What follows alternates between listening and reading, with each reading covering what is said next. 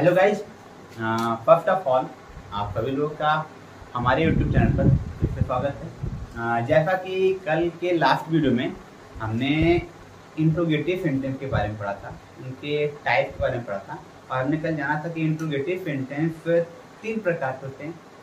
First type interrogative, second type interrogative और इंट्रोनेगेटिव।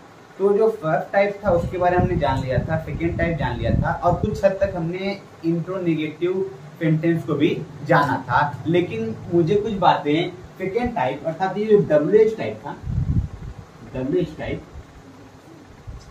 इसके जिसको क्या कहते हैं या और तकलीफ करते हैं सेकेंड टाइप, इसके बारे में हमने कल पढ़ा था। तो इसके जनरल स्ट्रक्चर में जो लिखा था, जनरल स्ट्रक्चर था, सबसे पहले क्या लिखते थे QW क्वेश्चन वर्ड, उसके बाद क्या आता था HB हेल्पिंग वर्ड, उसके बाद सब्जेक्ट और टेंस के अकॉर्डिंग क्या होता था MB मतलब मेन वर्ड, उसके बाद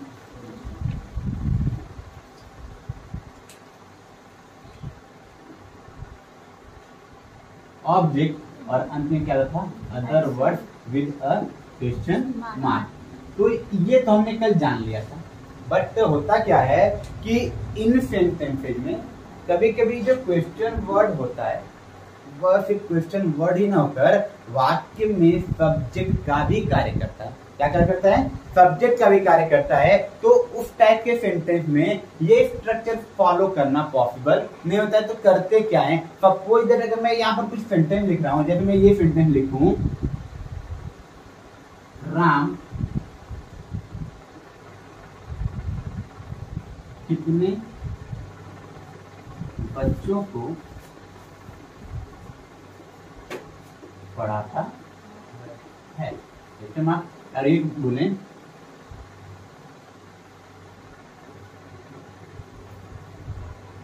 कितने बच्चे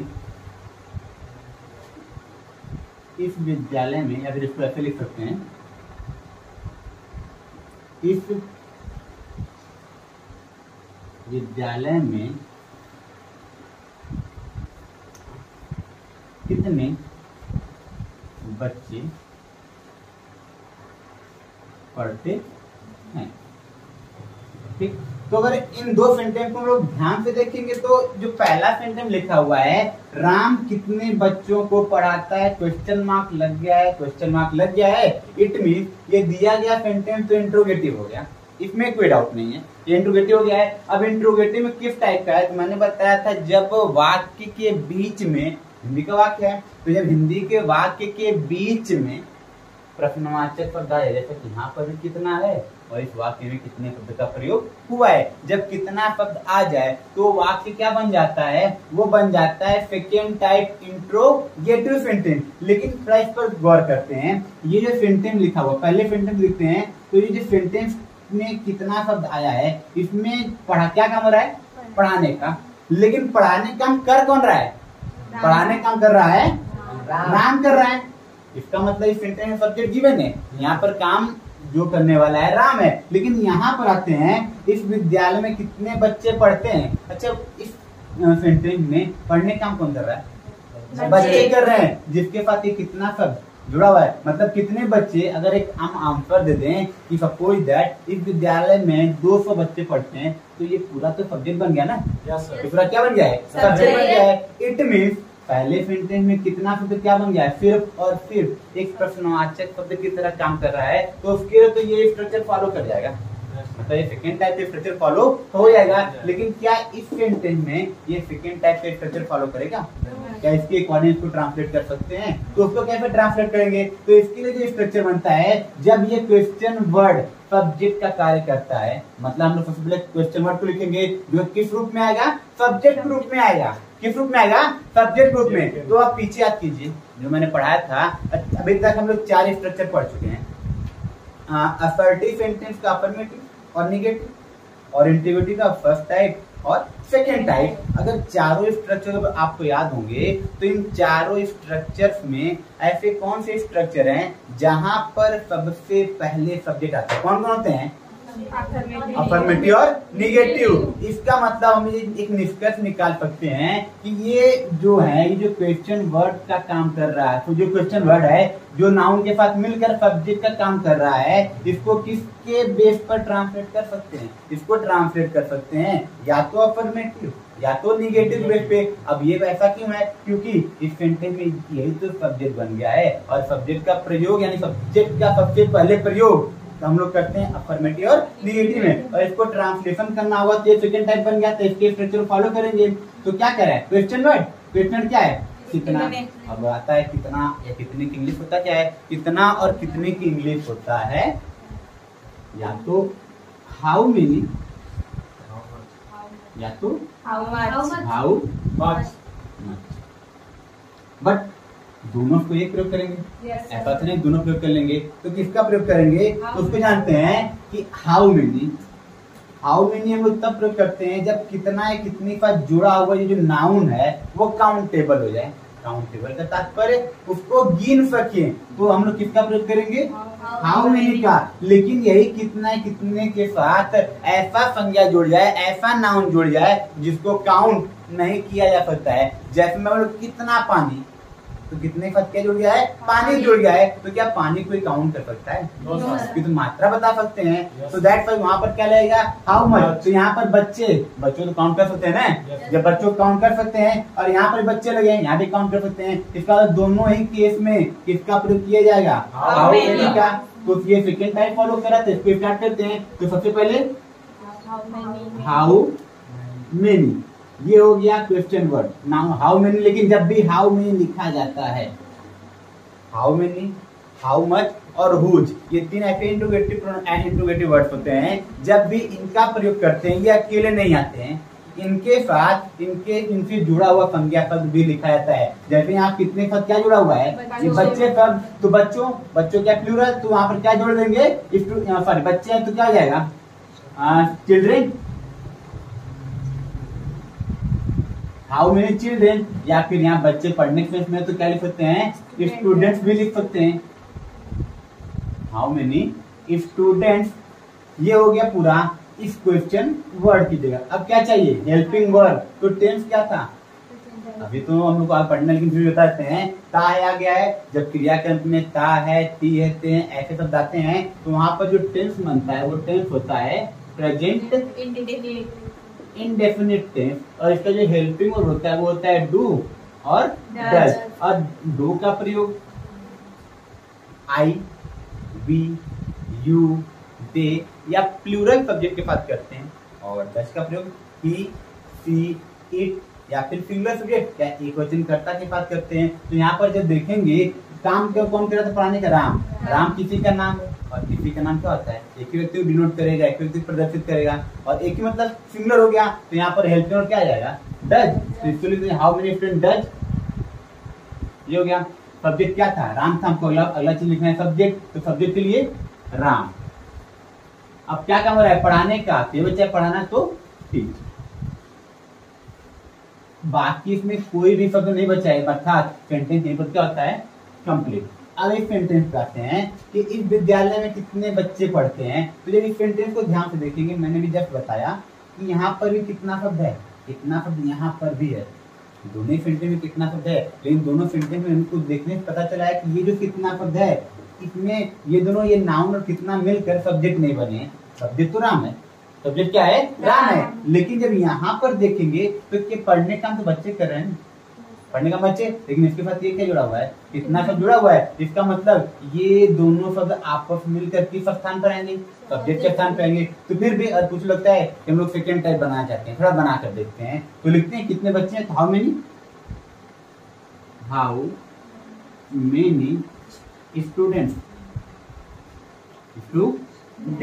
अब बताइए इसके बाद अगर सेकेंड टाइप फॉलो करना हो, सपोज इधर मान लेते हैं कुछ गलती करके चलते हैं, हमको सेकेंड टाइप बनाना होगा तो हेल्पिंग वर्ब चाहिए।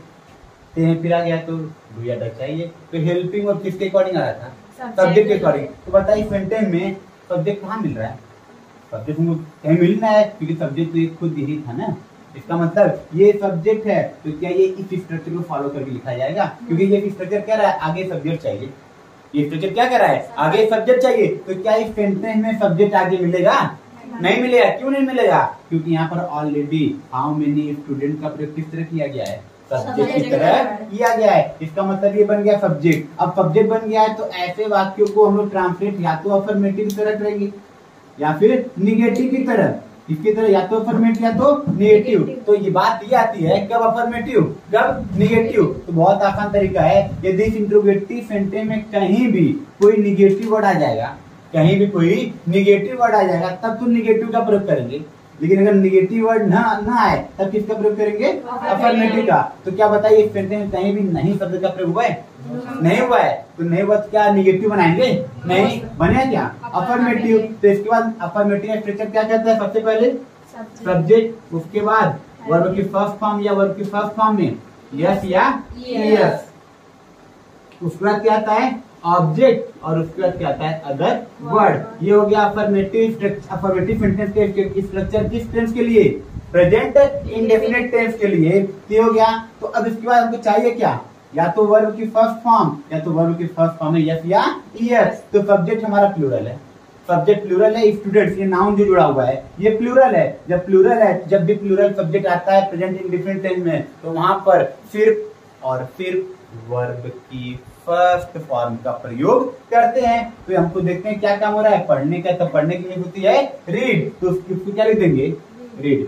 हाउ मेनी स्टूडेंट्स रीड, कहां पर, इस विद्यालय में, तो in this school. I think अब इस टॉपिक में कोई प्रॉब्लम नहीं होगा कि कब प्रश्नवाचक शब्द सिर्फ प्रश्नवाचक होगा और कब प्रश्नवाचक शब्द सब्जेक्ट का भी कार्य कर सकता है। ठीक, तो अगला जो टॉपिक था, जो हमको टॉपिक स्टार्ट करना था, वो था इंट्रोनेगेटिव सेंटेंस, जिसके बारे में मैंने कल बताया था कि इंट्रोनेगेटिव सेंटेंस होता क्या है।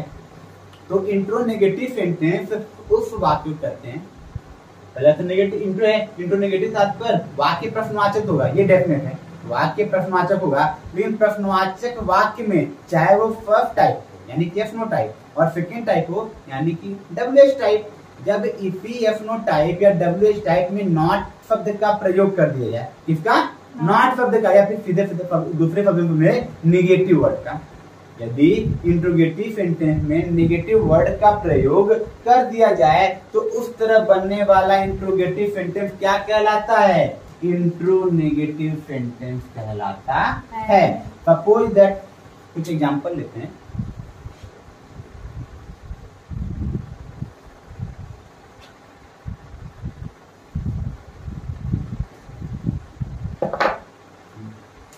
जैसे कि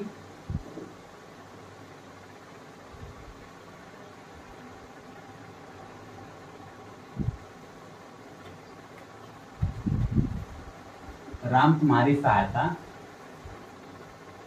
क्यों नहीं कर रहा है, राम तुम्हारी सहायता क्यों नहीं कर रहा है।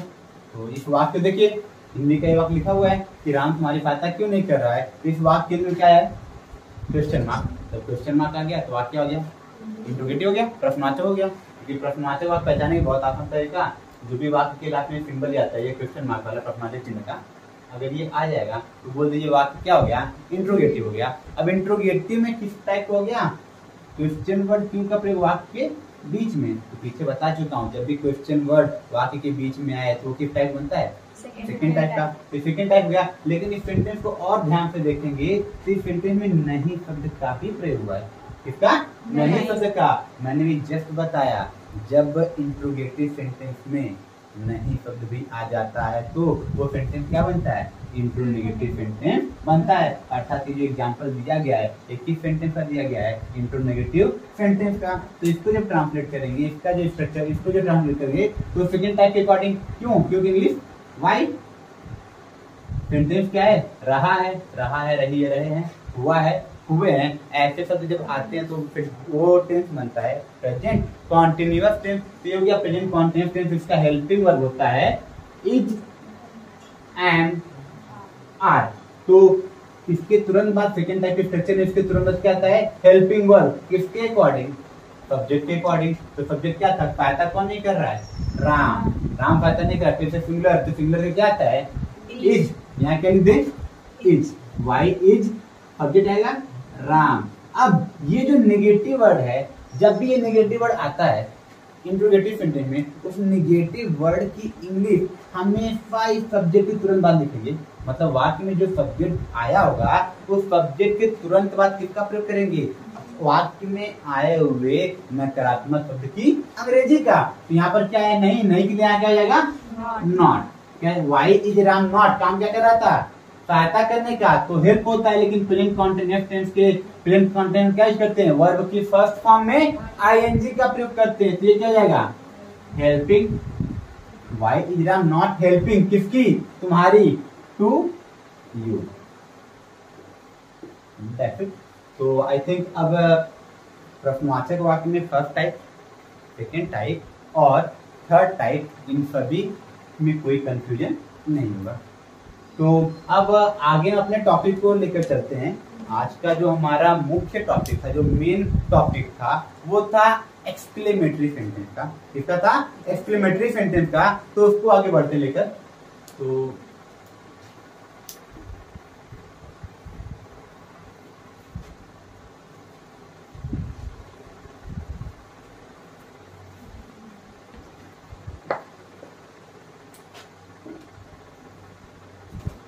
Exclamatory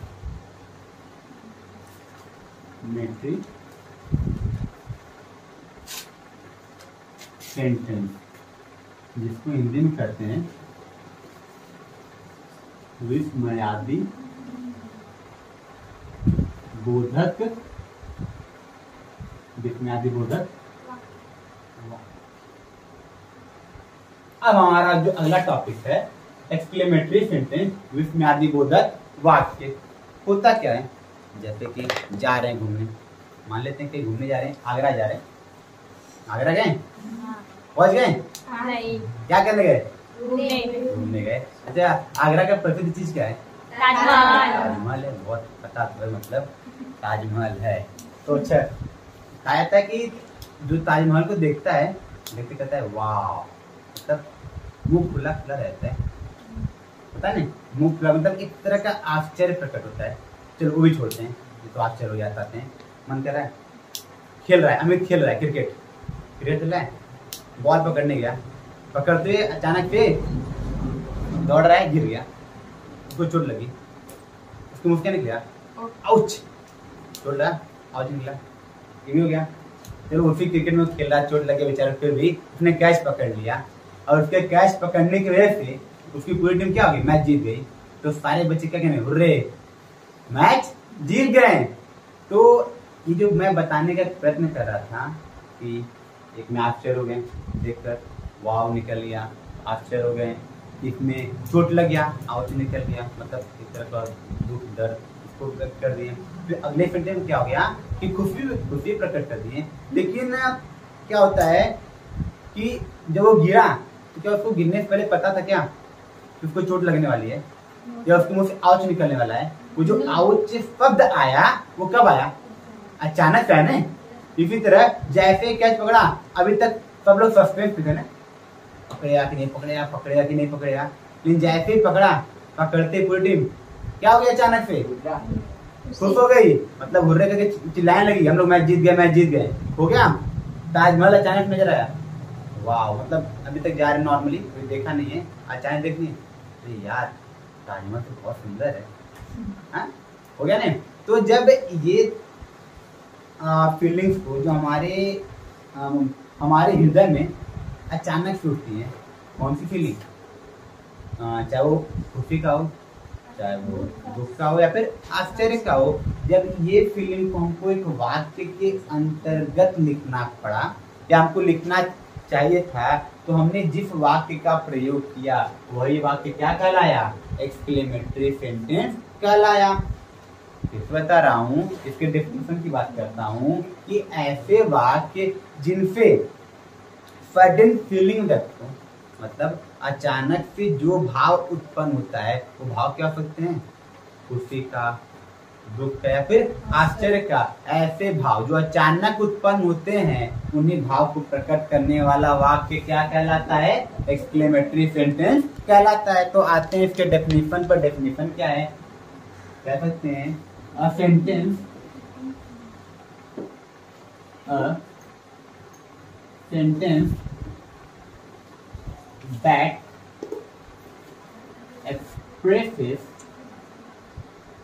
that expresses certain feeling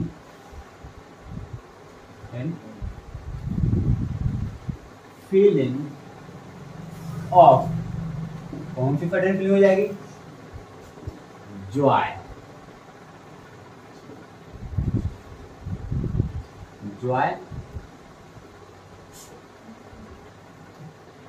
sorrow और सरप्राइज। जॉय, sorrow और surprise etc is called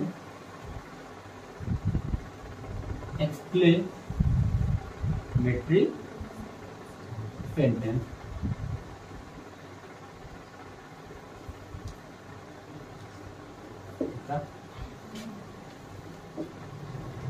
This type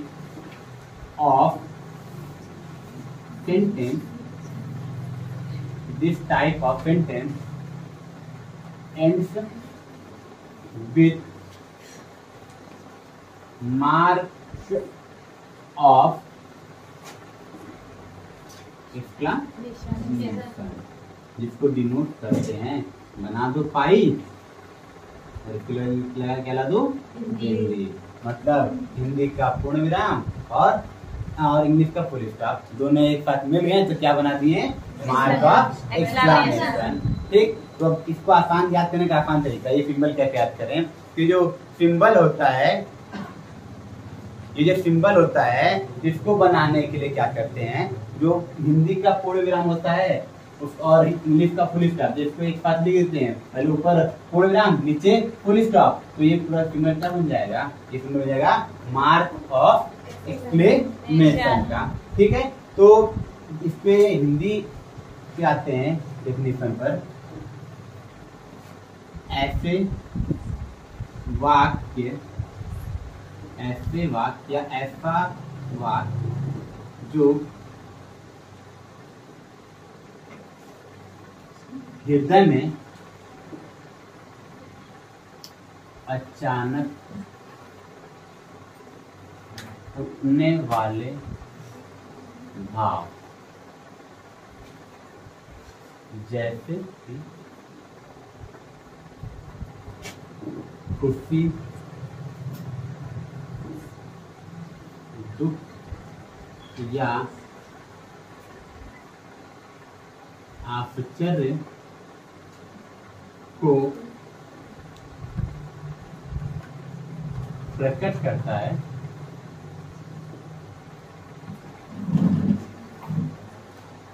exclamatory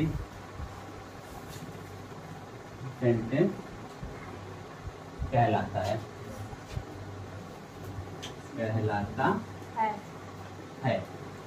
ठीक है, इसके एग्जाम्पल कहते हैं, जैसे कि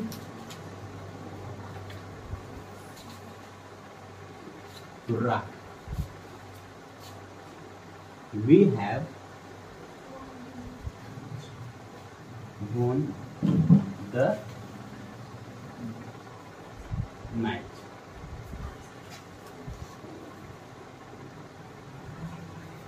How beautiful the Taj is।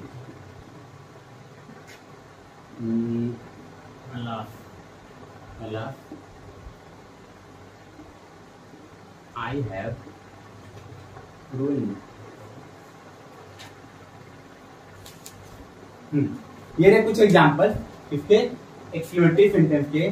तो पहले बात इसके डेफिनेशन को दोबारा पढ़ लेते हैं। क्या था डेफिनेशन? है अ सेंटेंस ऐसा वाक्य दैट एक्सप्रेसेस जो व्यक्त करता है, क्या व्यक्त करता है, सडन फीलिंग, अचानक उठने वाले भाव को। वो भाव क्या हो सकते हैं, जॉय मतलब खुशी या प्रसन्नता, सॉरो दुख, सरप्राइज आश्चर्य, इटी में होता है प्रेज प्रशंसा करना। ऐसे भाव को प्रकट करने वाला वाक्य क्या कहलाता है, एक्सक्लेमेटरी सेंटेंस कहलाता है। और ये जो सेंटेंस है इन वैसे तो लिखा है एंड्स, लेकिन एंड्स कहना जरूरी नहीं है। अब बस ये कह सकते हैं कि इन वाक्यों में मार्क ऑफ एक्सक्लेमेशन का प्रयोग किया जाता है। अब अंत में कहना जरूरी क्यों नहीं, उसको थोड़ा समझते हैं। एग्जाम्पल को देखिए, पहला एग्जाम्पल है hurrah we have won the match, मतलब क्या हुआ, हुर्रे हम लोग मैच जीत गए। How beautiful the Taj is, Taj Mahal कितना सुंदर है। और यहाँ पर अलास, अरे आई हैव विन, मैं बर्बाद हो गया। तो इस सेंटेंस जब ध्यान से देखेंगे तो ये मार्क ऑफ एक्सक्लेमेशन पहले सेंटेंस में कहाँ पर आया है, ये शब्द हुर्रा की ठीक बगल में आया हुआ है। कहाँ है, हुर्रा के बगल में। और तीसरे सेंटेंस में अलास शब्द के बगल में आया हुआ है। लेकिन जब दूसरे सेंटेंस को देखेंगे तो यहाँ पर कहाँ पर आया है, वाक्य के लास्ट में। तो बात ये उठती है कि ये शब्द होते क्या है, ये शब्द होते क्या है, जहाँ पर ये मार्क ऑफ एक्सक्लेमेशन है वो प्रारंभ में आ जा रहा है। तो इन शब्दों को कहा जाता है इंटरजेक्शन वर्ड। वो क्या कहते हैं, इंटरजेक्शन वर्ड कहते हैं। अब इंटरजेक्शन वर्ड जो होते हैं उनको विस्मयादि बोधक शब्द कहते हैं। क्या कहते हैं, विस्मयादि बोधक शब्द कहते हैं। जब भी एक्सक्लेमेटरी सेंटेंस में इंटरजेक्शन वर्ड जैसे कि अलास, हुर्रा, आउच, वाव ऐसे शब्दों का प्रयोग होता है तो हमेशा ये जो मार्क ऑफ एक्सक्लेमेशन है इसका प्रयोग उन इंटरजेक्शन वर्ड के ठीक बगल में किया जाता है। कहाँ पर करेंगे, ठीक बगल में करेंगे। लेकिन जब उन वाक्यों में इंटरजेक्शन वर्ड ना है, कहाँ पर, एक्सक्लेमेटरी सेंटेंस में, विस्मयादि बोधक वाक्य में जब ये इंटरजेक्शन वर्ड का प्रयोग न किया जाए, जस्ट लाइक सेकंड सेंटेंस, इस सेकंड सेंटेंस में कहीं भी इंटरजेक्शन वर्ड का प्रयोग नहीं हुआ है। इसी वजह से यहाँ पर मार्क ऑफ एक्सक्लेमेशन आया कहाँ पर है, वाक्य के बिल्कुल लास्ट में आया है। आई बात समझ में, नहीं है, दोबारा समझ लीजिए। जब भी किसी वाक्य में, किसी भी नहीं सॉरी, एक्सक्लेमेटरी सेंटेंस के किसी भी वाक्य में, एक्सक्लेमेटरी सेंटेंस के किसी भी वाक्य में यदि इंटरजेक्शन वर्ड जैसे कि hurrah, ouch, bravo, alas, etc ऐसे शब्द का प्रयोग हुआ है, ऐसे शब्दों का प्रयोग हुआ हो तो हमेशा ये जो मार्क ऑफ एक्सक्लेमेशन है, ये सिंबल, इसका प्रयोग इन शब्दों के तुरंत बगल में होगा। जैसे कि यहाँ पर हुर्रा आ गया तो बगल में तुरंत क्या आ गया, मार्क ऑफ एक्सक्लेमेशन। यहाँ पर अलाफ आ गया तो बगल में तुरंत क्या आ गया, मार्क ऑफ एक्सक्लेमेशन। लेकिन जैसे ही यहाँ पर हाउ का प्रयोग हुआ, वहां पर हमने क्या लगाया लास्ट में, मार्क ऑफ एक्सक्लेमेशन। बिल्कुल कहाँ चला गया, वाक्य के लास्ट में। अब कुछ लोग ये पूछ देंगे कि सर यहाँ पर तो हाउ इंट्रोगेटिव वर्ड है ना, तो अगर हाउ यहाँ पर इंट्रोगेटिव वर्ड होता तो इसके तुरंत बाद आता है हेल्पिंग वर्ब, हेल्पिंग वर्ब के तुरंत बाद आता सब्जेक्ट। इनका उसने इस स्ट्रक्चर को फॉलो किया है, नहीं फॉलो किया है। तो यहाँ पर हाउ का प्रयोग किस सेंटेंस में हुआ है, एक्सक्लेमेटरी सेंटेंस में हुआ है। ये क्लियर, चलिए कोई समस्या, चलिए तब आज का टॉपिक और आज की वीडियो यहीं पर समाप्त करते हैं। Thanks for watching and thanks for your support.